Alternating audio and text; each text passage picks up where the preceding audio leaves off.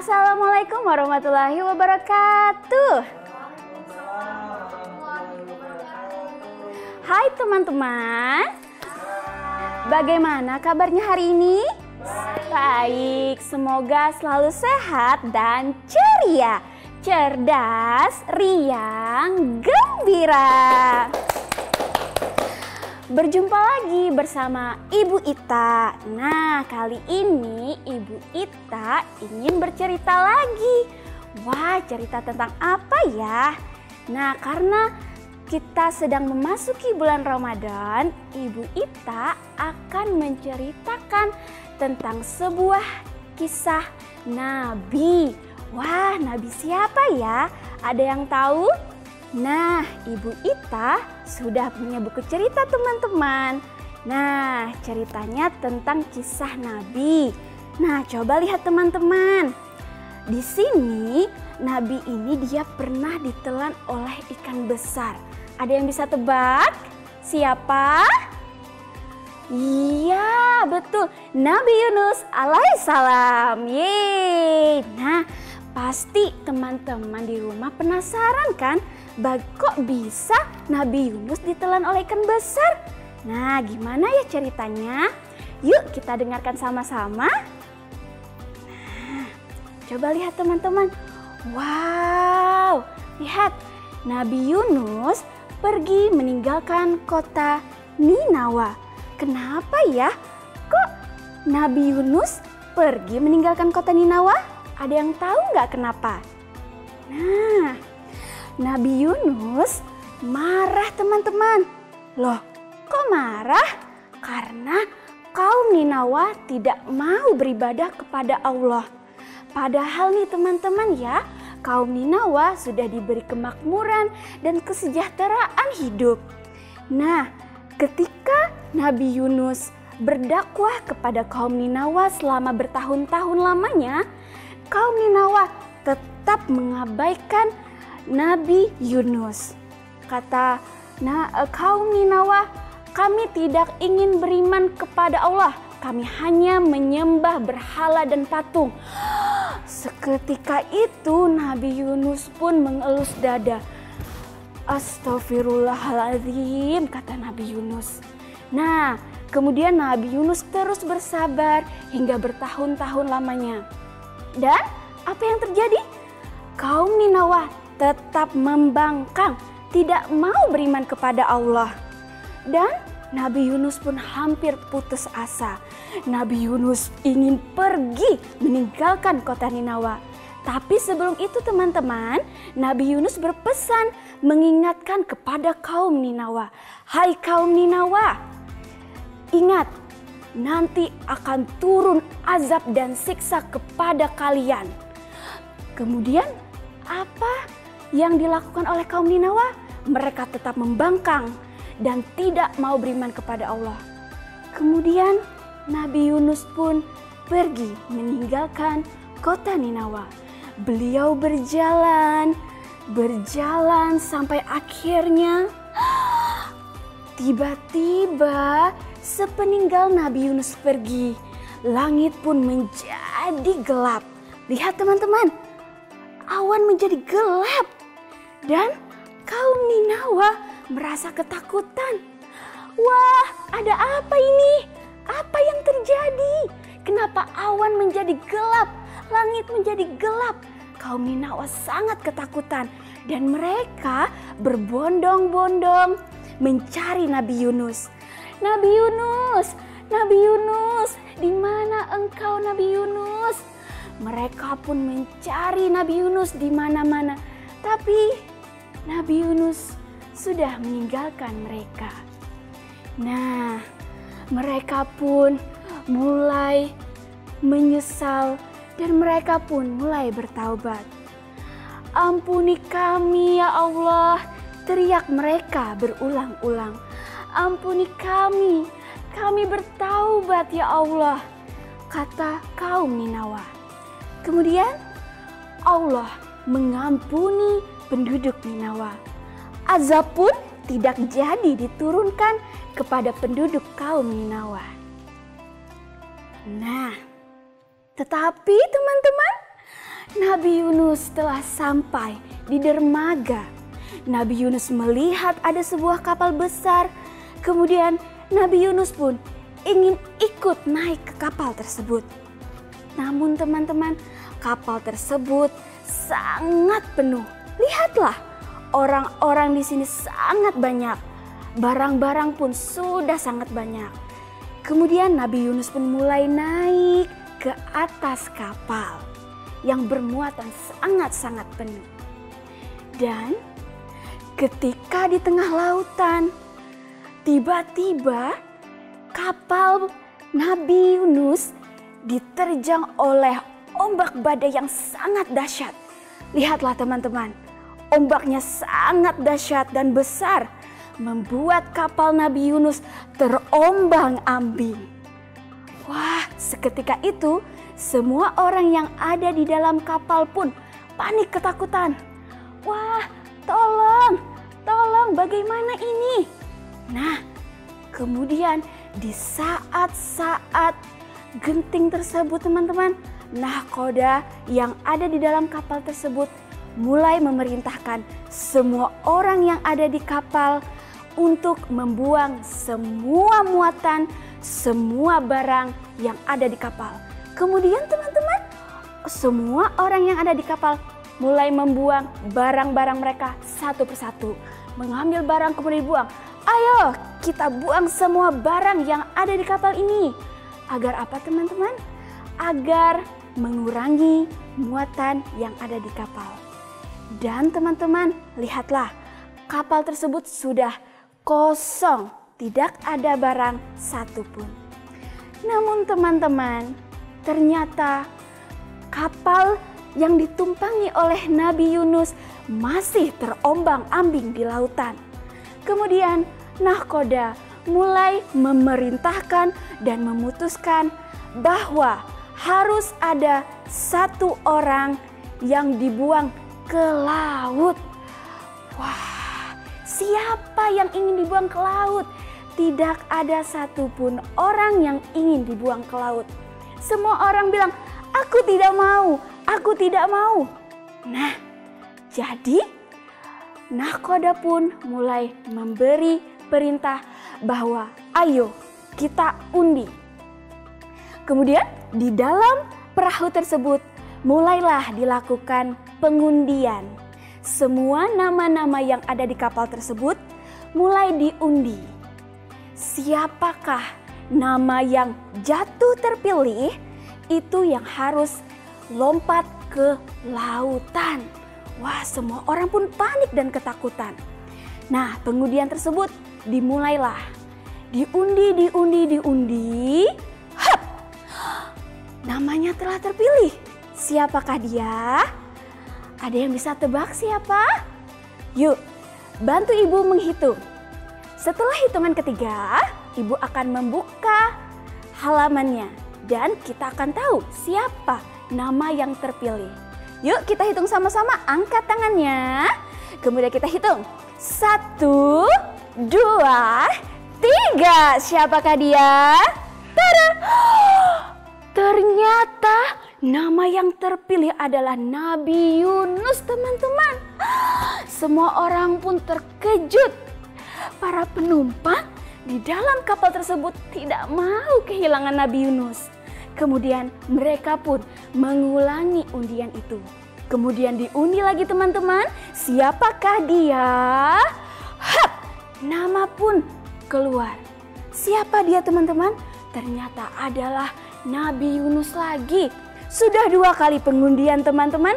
Nabi Yunus lagi dan Nabi Yunus.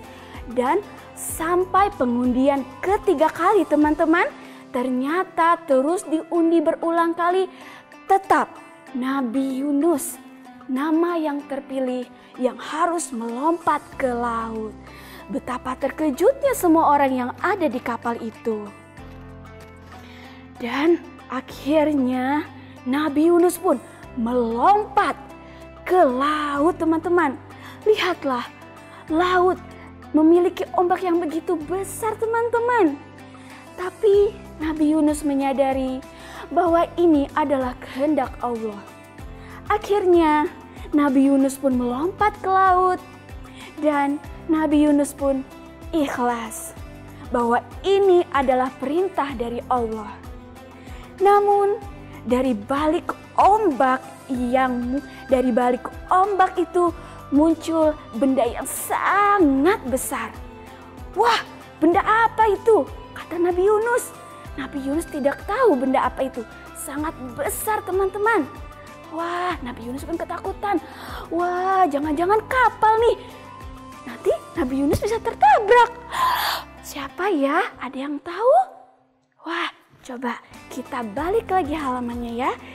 Apa ya benda yang sangat besar itu? Kita lihat ya, ada yang bisa tebak nggak ya? Hah? Ada yang bisa tebak? Wah, teman-teman, ternyata di balik ombak itu ada seekor ikan besar, teman-teman. Wah, ini ikan apa ya? Ada yang tahu, teman-teman? Ikan apa? Ikan paus, betul. Wah, teman-teman pintar sekali. Nah, rupanya teman-teman, ikan paus ini telah diperintahkan oleh Allah untuk mendekati Nabi Yunus dan menelan Nabi Yunus. Dimakan. Sampai Nabi Yunus dimakan, kemudian Nabi Yunus berada di dalam perut ikan besar itu. Nah, teman-teman, apa yang dilakukan oleh Nabi Yunus ketika berada di dalam perut ikan besar itu? Apakah Nabi Yunusnya mati? No. Apakah Nabi Yunusnya tertidur? No. Dia tidak mati ataupun tidak tertidur. Apakah Nabi Yunusnya lari-lari ketakutan di dalam perut ikan? No. Nah, Nabi Yunus di dalam perut ikan sedang berdoa dan berzikir. Nah, teman-teman, lihatlah Nabi Yunus. Dia tidak ketakutan, tidak mati, melainkan berdoa dan berzikir kepada Allah. Teman-teman, ada yang tahu doa Nabi Yunus ketika berada di dalam perut ikan? Ada yang tahu? Nah, doanya yaitu La ilaha illa anta subhanaka inni kuntu minadz dzalimin. Yang artinya, sesungguhnya tidaklah seorang muslim berdoa dengannya dalam suatu masalah melainkan Allah kabulkan baginya. Nah, teman-teman, jadi ketika kita berada di dalam suatu masalah atau kesulitan, maka kita harus berdoa kepada Allah. Nah, teman-teman, coba lihat. Nabi Yunus selalu berdoa dan meminta ampun kepada Allah karena sudah meninggalkan kaumnya, yaitu kaum Ninawa tadi. Nah, teman-teman, setelah Nabi Yunus berada di dalam perut ikan, ikan tersebut selalu berenang di lautan yang luas sekali. Selama berapa lama, teman-teman? Selama berhari-hari, teman-teman. Nah, pada suatu hari Allah memerintahkan ikan besar itu berenang ke tepian pinggir pantai. Nah, coba lihatlah teman-teman. Nah, di pinggiran pantai itu, ikan besar itu memuntahkan Nabi Yunus. Yang Nabi Yunus berada di dalam perut ikan, kemudian dikeluarkan oleh ikan besar itu. Kemudian ikan besar itu pun pergi. Nah, tapi lihatlah teman-teman, Nabi Yunus pun keadaan tubuhnya menjadi sangat-sangat memprihatinkan. Tubuhnya sangat sakit. Sekarang tubuhnya tidak memiliki energi. Beliau dalam keadaan sakit. Nah, teman-teman, kenapa beliau sakit? Ada yang bisa jawab? Karena beliau tidak makan dan minum selama berhari-hari. Karena apa? Terjebak di dalam perut ikan besar. Nah, teman-teman, dengan izin Allah, Allah menumbuhkan sebuah pohon di dekat pinggiran pantai itu. Kemudian Nabi Yunus mulai mengambil buahnya dan memakan buah tersebut. Nah, kemudian Nabi Yunus pun mulai sehat kembali. Lalu, apa yang terjadi kemudian? Setelah Nabi Yunus sehat kembali, Nabi Yunus pun diperintahkan oleh Allah untuk kembali kepada kaum Ninawa. Kemudian Nabi Yunus mematuhi perintah Allah. Nabi Yunus mulai berjalan dan di perjalanan Nabi Yunus pun sudah melihat kota Ninawa dan mulai menuju ke sana. Nah, tak lama kemudian Nabi Yunus pun bertemu dengan kaum Ninawa. Betapa terkejutnya Nabi Yunus alaihissalam. Kenapa Nabi Yunus terkejut, teman-teman? Ada yang tahu? Karena kaum Ninawa sudah beriman kepada Allah, tidak menyembah berhala lagi. Wah, seketika itu Nabi Yunus pun sangat bahagia. Kaum Ninawa menyambut kedatangan Nabi Yunus dengan penuh sukacita.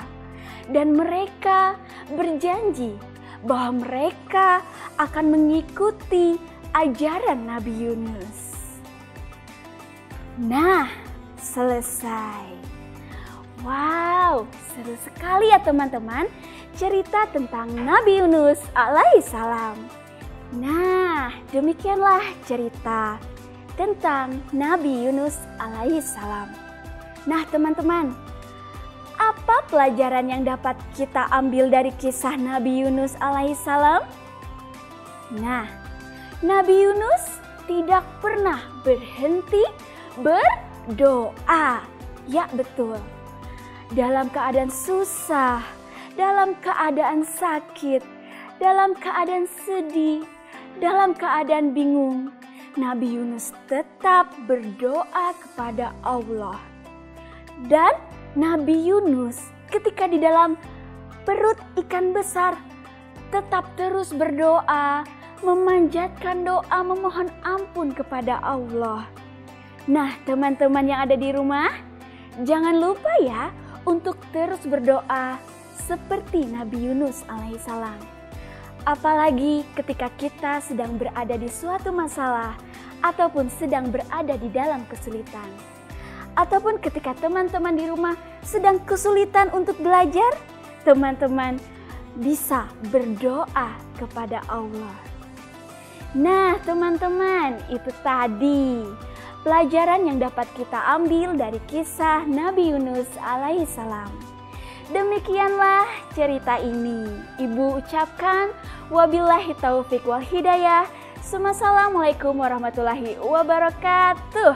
Sampai jumpa lagi di cerita selanjutnya. Dah.